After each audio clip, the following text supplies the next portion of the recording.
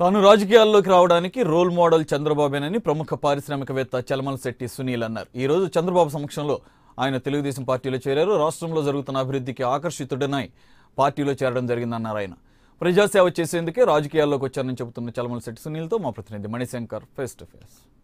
రాష్ట్రంలో ఎన్నికలు సమీపిస్తున్న వేళ రాజకీయ సమీకరణాలు వేగంగా మారుతున్నాయి. ముఖ్యంగా అధికార పార్టీ అయితేనే కానీ అలాగే ప్రతిపక్ష పార్టీలో కానీ వలసలు మాత్రం జోరుగా సాగుతున్నాయి. తాజాగా కాకినాడకు చెందిన వైఎస్ఆర్సీపీ నేత చలమలశెట్టి సునీల్ ఈరోజు తెలుగుదేశం పార్టీలో చేరారు. అయితే తెలుగుదేశం పార్టీలో చేరిక గల కారణాలను ఆయన అడిగి తెలుసుకుందాం. సార్ చెప్పండి, అసలు మీరు ఈరోజు తెలుగుదేశం పార్టీలో చేరడానికి ప్రధానంగా కారణం ఏంటి?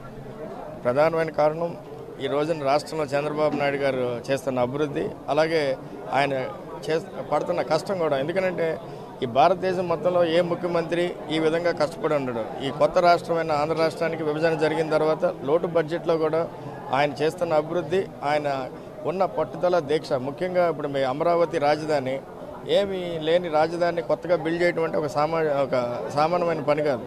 అలాంటిది అమరావతిని ఈ రోజున ఒక 30,000 మంది అక్కడ పనిచేస్తున్నారు. హైకోర్టు కట్టారు, సెక్రటరీ, ఇలా ఎన్నో భవంతులు కట్టి ఆయన ఒక కొత్త నగరాన్ని నిర్మిస్తున్న విధానం అయితే కానీ ఇవాళ అనంతపూర్ చాలా వెనకబడిన జిల్లాలాగా ఉండేది. ఇవాళ అనంతపూర్లో ఒక 3,000 ఎకరాల్లో కియా కార్లు మ్యానుఫ్యాక్చరింగ్ ఫ్యాక్టరీ కానీ, అలాగే నెల్లూరు దగ్గర శ్రీ సిటీ అభివృద్ధి కానీ, మీ చిత్తూరులో ఎలక్ట్రానిక్ మ్యానుఫ్యాక్చరింగ్ కానీ, అలాగే వైజాగ్ జిల్లా అభివృద్ధి కానీ, కాకినాడ సిటీ అభివృద్ధి కానీ, కాకినాడ మెట్ట ప్రాంతంలో గతంలో ఎప్పుడూ లేని విధంగా ఈసారి ప్రతి ఎకరాకి నీరు అందించే విధంగా కూడా ఇరిగేషన్ ప్రాజెక్టులు, అంటే పుష్కర ప్రాజెక్ట్ అయితే కానీ, పురుషోత్తపట్నం ద్వారా కానీ, పోలవరం కెనాల్స్ ద్వారా కానీ, ఏలేరు ఆధునీకరణ వల్ల అలాగే గొప్ప గొప్ప కార్యక్రమాలు చేపట్టి ఒక పక్కన అభివృద్ధి చేస్తూ ఇంకో పక్కన అట్టడిగిన వర్గాలకి, బడుగు బలహీన వర్గాల వారికి సంక్షేమ కార్యక్రమాలు ఏ విధంగా అయితే ఆర్థికంగా అభివృద్ధి చేసే విధంగా ఆయన పెట్టిన విధానం అయితే కానీ ఈ రోజున యావత్ రాష్ట్రంలో కూడా నాయకులతో సంబంధం లేకుండా చంద్రబాబు గారు అంటే, తెలుగుదేశం పార్టీ అంటే కూడా గొప్పగా ఆదరణ మహిళల్లో కానీ, ముఖ్యంగా మహిళల్లో కానీ, రైతులు అన్ని వర్గాల్లో కూడా పెరిగిన విధానం మనం చూస్తూనే ఉన్నాం. కేవలం రాజకీయ స్వార్థం కోసమే పార్టీ మారుతున్నారని కొన్ని చోట్ల వాదనలు వినిపిస్తుంది. దాన్ని ఎలా సమర్థిస్తారు? అంటే నేను గతంలో 2014లో కూడా నాకు చంద్రబాబు నాయుడు గారు 2009లో కూడా అవకాశం ఇచ్చారు. 2014లో కూడా నాకు చివరి దాకా అవకాశం ఇచ్చారు. ఆ రోజు సర్వే రిపోర్ట్లు కూడా నేను వైఎస్ఆర్ కాంగ్రెస్ పార్టీలో గెలవడం కష్టం, అప్పుడు కూడా టీడీపీ కాకినాడ పార్లమెంట్ అవకాశం ఉందని పిలిచిన నేను రాజకీయాల్లోకి వచ్చినప్పుడు కొన్ని విలువల్ని, సెల్ఫ్ రెస్పెక్ట్, మోరల్ వాల్యూస్తో చేయాలి రాజకీయం ఆలోచనతో వచ్చినాను. సో నేను ఆ రోజున సార్ మీరు ఇచ్చారు అవకాశం, గుర్తింపు, కానీ నాకు ఇవాళ పార్టీలో ఉన్న పరిస్థితుల్లో ఏమీ ఇబ్బందికరమైన పరిస్థితి లేదు, ఓడిపోతామన్న ఒక చిన్న రీజన్ పెట్టుకుని నేను మారలేను. నేను ఓడిపోయినా నేను వైఎస్ఆర్ పార్టీ వెన్నంటే ఉండి పోటీ చేస్తానని పోటీ చేసినాను. పోటీ చేసిన తర్వాత ఓడిపోయిన తర్వాత కూడా జగన్మోహన్ రెడ్డి గారి కోరిక మేరకు నేను గత 4 సంవత్సరాలు పార్టీని కూడా, ఎందుకంటే జిల్లాలో పార్టీ వీక్గా ఉన్నది, పార్టీని పటిష్టం చేయాలంటే సునీల్ ఫుల్ టైం పనిచేయాలని పార్టీకి చివరిదాకా ఉంటూ, నేను ఏ రోజున ఓడిపోయింది మేము ప్రతిపక్షంగా ఉన్నాము, పార్టీ వీక్గా ఉందని ఎప్పుడు ఆలోచన చేయలేదు. చివరిదాకా పార్టీ కోసం కష్టపడి, ఎందుకంటే మేము పార్టీ వల్ల లబ్ధి పొంది ఎంపీలు ఎమ్మెల్యే అయిపోయిన ఆశతో నేను ఎప్పుడు రాజకీయాల్లోకి రాలేదు. మనం పార్టీకి, పార్టీ నాయకత్వానికి కాంప్లిమెంట్ చేసి రేపొద్దున మనం పనిచేసిన పార్టీ అధికారంలో రావాలి, మనం నడిచే నాయకుడిని ముఖ్యమంత్రి చేయాలి ఆకాంక్షతో పనిచేసిన వ్యక్తులు. సో ఎప్పుడైతే మన సెల్ఫ్ రెస్పెక్ట్, మోరల్ వాల్యూస్ దెబ్బతిన్నాయనుకున్నాం, ఆ రోజున మన రాజకీయాలకే దూరంగా వెళ్ళాలని ఆలోచనతో ఉండి నేను బయటకు వచ్చినాను. సో అలాంటి బయటకు వచ్చిన పరిస్థితుల్లో నన్ను చంద్రబాబు నాయుడు గారు కొంచెం నీలాంటి ఈ రాష్ట్రానికి రేస్ పాలిటిక్స్ చాలా అవసరం, తప్పకుండా నువ్వు వచ్చి తెలుగుదేశం పార్టీలో నువ్వు ఏ విధంగా అయితే చేయాలో ఆ విధంగా మాకు ఆలోచనలు ఉన్నాయని చెప్పి నన్ను ఆహ్వానించడం జరిగింది. అలాగే ఈ రోజున ఈ రాష్ట్రంలో జరుగుతున్న అభివృద్ధిని అన్నీ కూడా దృష్టిలో పెట్టుకుని చంద్రబాబు నాయుడు గారు వెంట నడవడానికి మేమందరం సిద్ధమైంది. అయితే పార్లమెంటు సీటు మీకే ఖాయమని ఒక స్పష్టమైన హామీ వచ్చిన తర్వాత టీడీపీలో చేరాడని కూడా అంటున్నారు. దాని మీద ఎలా స్పందిస్తారు? లేదండి, యాక్చువల్గా నేను చంద్రబాబు నాయుడు గారికి 2 రోజుల ముందు కూడా చెప్పడం జరిగింది, నన్ను కాకినాడ పార్లమెంట్ నుంచి పోటీ చేయాలి అని మాత్రం అనుకోకండి, ఎందుకంటే నేను పోటీ చేయకపోయినా పర్లేదు, ఎందుకంటే ఇంతమంది అభిమానం చూరుకున్నాను. నేను పార్టీలో జాయిన్ అయ్యి కాకినాడ పార్లమెంట్ని టీడీపీ గెలిచే విధంగా నేను కష్టపడతాను. నేను 10 ఏళ్ళు రాజకీయం చేసి ఇంకో 2 నెలలు అయితే ఈ ఎలక్షన్ కూడా అయిపోతుంది, కాబట్టి తప్పకుండా పార్టీకి మీకు ఉపయోగపడి తర్వాత నేను నిర్ణయం తీసుకుంటానని చెప్పి కూడా చెప్పడం జరిగింది. ఆయన అది నాకు వదిలే నేను ఆలోచన చేస్తానులే నీ గురించి అని చెప్పి నన్ను పార్టీలోకి ఈ రోజున ఆహ్వానించడం జరిగింది. అయితే 2009లో మీరు ప్రజారాజ్యం నుంచి కూడా పోటీ చేశారు. అప్పుడు పవన్ కళ్యాణ్తో కలిసి ప్రత్యక్షంగా పనిచేశారు. అయితే ఇప్పుడు రాబోయే ఎన్నికల్లో అటు జనసేన అని పవన్ కళ్యాణ్తో కానీ అలాగే ఇప్పుడు జగన్తో ఈ రెండు పార్టీలతో కలిసి ఢీకొనబోతున్నారు. మీ పోటీ ఎలా ఉండబోతుందంటారు ఇప్పుడు? అంటే కాకినాడ పార్లమెంట్ నియోజకవర్గంలోకి అయితే ఎందుకంటే యావత్ మందికి గతంలో నేను వైఎస్ఆర్సీపీలో పనిచేశాను, అలాగే ప్రజారాజ్యంలో పనిచేసిన అంటే జనసేనలో ఉన్న కార్యకర్తలందరికీ కూడా నాకు ఇంచుమించు అందరికీ పరిచయమే. సో వాళ్ళందరికీ నా వ్యక్తిత్వం గురించి తెలుసు, నా ఆలోచన తెలుసు. కాబట్టి ఇవాళ ఆ పార్టీలో ఉన్నవాళ్ళు కూడా నన్ను ఆదరించి రేపొద్దున ఒకవేళ నేను రేపు పోటీ చేస్తే 2019 ఎలక్షన్ 2 నెలల్లో తప్పకుండా వాళ్ళందరూ కూడా వచ్చి నాకే ఓటేస్తారని నేను అనుకుంటున్నాను. అయితే తాజా పరిణామాలు చూస్తుంటే ఉభయ గోదావరి జిల్లాల్లో జనసేనాని పవనాలు వీచే అవకాశం ఉందని కూడా కొంతమంది భావిస్తున్నారు. అయితే ఇలాంటి తరుణంలో మీ గెలుపు ఎలా ఉంటుంది అనుకుంటున్నారు?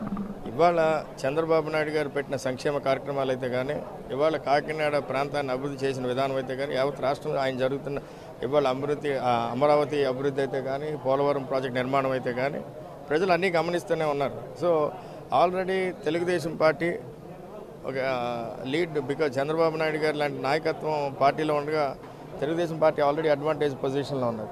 సో మాలాంటి వాళ్ళం వెళ్ళి ఆ పార్టీలో ఒకవేళ సీట్ ఇచ్చి పోటీ చేయమంటే తప్పకుండా అది అదృష్టం కింద భావించాలి అండ్ తప్పకుండా విజయం సాధిస్తారని కూడా. ఎందుకంటే ఇవాళ తూర్పుగోదావరిలో ఎవరు ఎమ్మెల్యే సీట్ తీసుకున్నా 100% గెలిచే అవకాశం టీడీపీ పార్టీ నుంచి ఉందని కూడా నేను భావిస్తున్నాను. అలాగే ఎంపీ సీటు ఎంపీగా ఎవరు పోటీ చేసినా గెలుపు అవకాశాలు చాలా ఎక్కువ ఉన్నాయని చెప్పి కూడా నేను భావిస్తున్నాను. అయితే కాపుల విషయంలో చంద్రబాబు నమ్మించి మోసం చేశారని కూడా చాలామంది అంటున్నారు. ఇలాంటి తరుణంలో మీరు అక్కడ 2 జిల్లాల్లో ముఖ్యంగా మీ తూర్పుగోదావరి జిల్లాలో ఎలా ముందుకెళ్ళబోతున్నారు? ఇవాళ చాలామంది ఎందుకంటే ఇప్పుడు రాష్ట్ర నలుమూలల నుంచి మాట్లాడతారు, కానీ తూర్పుగోదావరి ప్రధానంగా కాకినాడ పార్లమెంట్ నియోజకవర్గం అత్యధికంగా కాపు సామాజికం ఉన్న నియోజకవర్గం. నేను అలాంటి నియోజకవర్గంలోనే కాపులే కాకుండా అలాగే మాకు డిఫరెంట్ బీసీలు కానీ ఎస్సీలు కానీ అన్ని వర్గాల వారితోనూ నేను రెగ్యులర్గా ఇంటరాక్ట్ అవుతూ ఉంటాను కదా. ఇవాళ ప్రధానంగా ఈ రాజకీయంగా కానీ ఆర్థికంగా కానీ ఎవరన్నా అభివృద్ధి చెందారంటే, ముఖ్యంగా కాపులు అభివృద్ధి చెందారంటే అది కేవలం తెలుగుదేశం పార్టీ హయాంలోనే. ఎందుకంటే ఈ రోజున ఎన్ని బీసీ గర్జనలు పెట్టినా, ఏ పార్టీ పెట్టినా, ఎవరు పెట్టినా ముఖ్యంగా చూస్తే తెలుగుదేశం పార్టీయే ఉప ముఖ్యమంత్రి అని ఒక రాజ్యాధికారాన్ని పంచి బీసీలకు కానీ కాపులకు కానీ ఇచ్చింది ఏకైక పార్టీ తెలుగుదేశం పార్టీ. అలాగే మీకు అన్ని వర్గాల వారికి సంక్షేమ కార్యక్రమాలు పెట్టి, ముఖ్యంగా కార్పొరేషన్లు పెట్టి 24 కార్పొరేషన్లు పెట్టి మొట్టమొదటిసారిగా ఈ రాష్ట్రంలో అందరికీ కూడా అభివృద్ధి చెందే విధంగా కూడా కార్పొరేషన్ ద్వారా కూడా లోన్స్ ఇవ్వడం. అలాగే ఇప్పుడు కాపులకి ముఖ్యంగా మీరంటే ఇప్పుడు ఈ 10% సెంట్రల్ గవర్నమెంట్ నుంచి వచ్చిన దాంట్లో కూడా ప్రత్యేకంగా 5% ఎకనామికల్ ఓబీసీలో, అంటే బీసీ ఇది వర్తించట్లేదు కానీ ఓబీసీల్లో ముఖ్యంగా ఉద్యోగాలకు కానీ లేకపోతే ఆర్థికంగా అభివృద్ధి చెందే విధంగా ఉపయోగపడే విధంగా కూడా ఆయన ఇవ్వడం జరిగింది. రాజకీయంగా అంటారా, ఎందుకంటే రాజకీయంగా తూర్పుగోదావరి జిల్లాలో కానీ ఉభయ గోదావరి జిల్లాల్లో ముఖ్యంగా కాపు నాయకులు ఎదిగారంటే కూడా నాకు తెలిసి తెలుగుదేశం పార్టీలోనే ఉప ముఖ్యమంత్రులుగా, హోంమంత్రులుగా అలాగే పెద్ద పెద్ద హోదాలు అనిపించారని చేశారు. ఎందుకంటే గతంలో ఏ పార్టీ కూడా ఆ రకమైన పొజిషన్లు కూడా కాపులకు ఇవ్వలేదని నా ఆలోచన, నాకు తెలిసినంతవరకు. అయితే ఇప్పుడు మీ చేరికతో గోదావరి జిల్లాలో టీడీపీ బలపడింది అనుకోవచ్చు. అయితే రేపు రాబోయే ఎన్నికల్లో ఎలా ఉండబోతుందంటారు అక్కడ పరిస్థితి?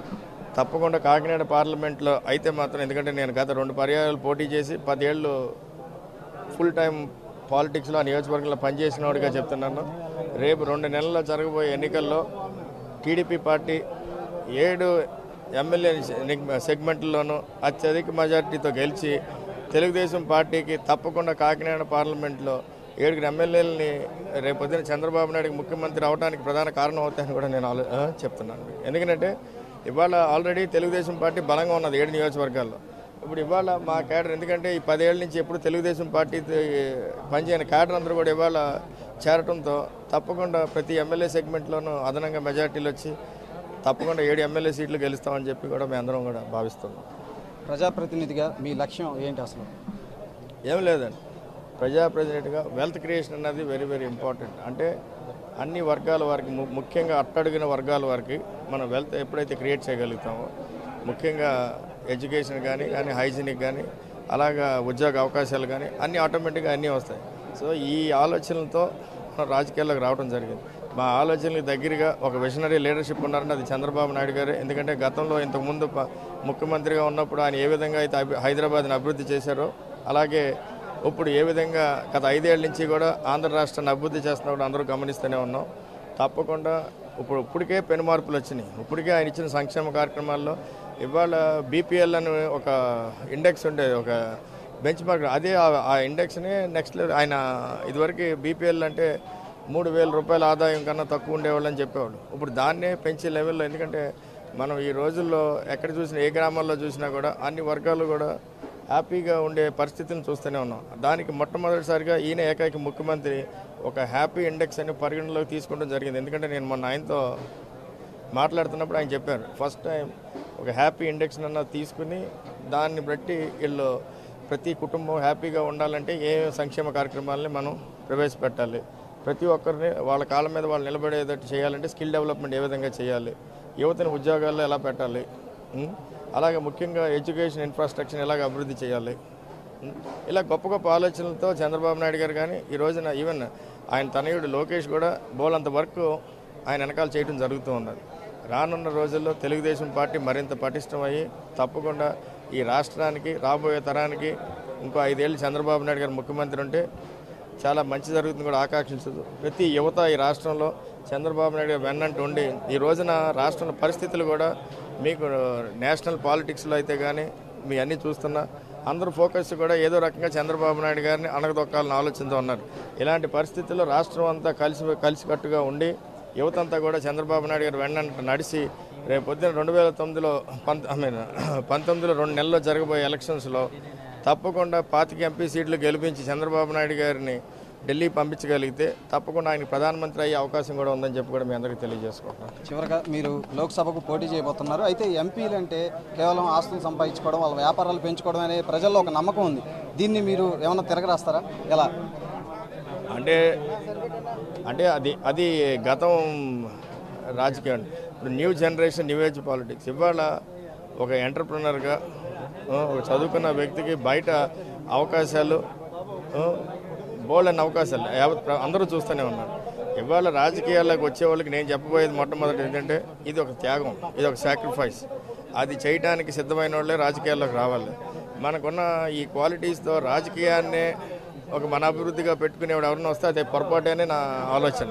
ఎందుకంటే ఇవాళ మన వాళ్ళందరూ యూత్ అందరూ తెలివైన వాళ్ళు, వీళ్ళందరికీ గొప్ప గొప్ప అవకాశాలు ఇవాళ ఎక్కడికో అమెరికా వెళ్తేనే యూరోప్ వెళ్తేనే ఉండే పరిస్థితుల నుంచి ఇవాళ భారతదేశం నెక్స్ట్ 25 సంవత్సరాల్లో కూడా భారతదేశంలోనే ఎన్నో గొప్ప అవకాశాలు ఉంటాయని యావత్ ప్రపంచం చెప్పుకుంటుంది. ఇలాంటి పరిస్థితుల్లో భారతదేశంలో ప్రతి యువత కష్టపడి పనిచేస్తే ఆర్థికంగా ఏ విధంగా అభివృద్ధి చెందాడో ఇవాళ మాలాంటి వాళ్ళు కూడా గొప్ప గొప్ప అవకాశాలు ఉన్నాయి. రాజకీయం చేయబోద్దు.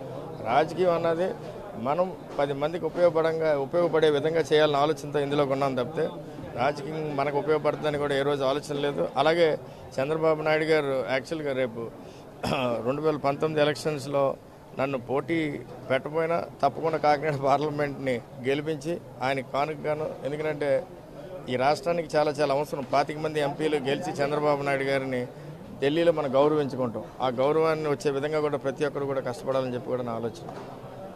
ఇది చలమలశెట్టి సునీల్ చెబుతున్నది. అయితే రాష్ట్రంలో చంద్రబాబు చేస్తున్న అభివృద్ధిని చూసి మాత్రమే నేను తెలుగుదేశంలో చేరానని కూడా చెబుతున్నారు. ముఖ్యంగా మరోపక్క ప్రజాప్రతినిధిగా ప్రజలకు తన వంతు సేవ చేస్తానని కూడా చెబుతున్నారు. కెమెరామెన్ పవన్తో మణిశంకర్, AP 24/7 న్యూస్.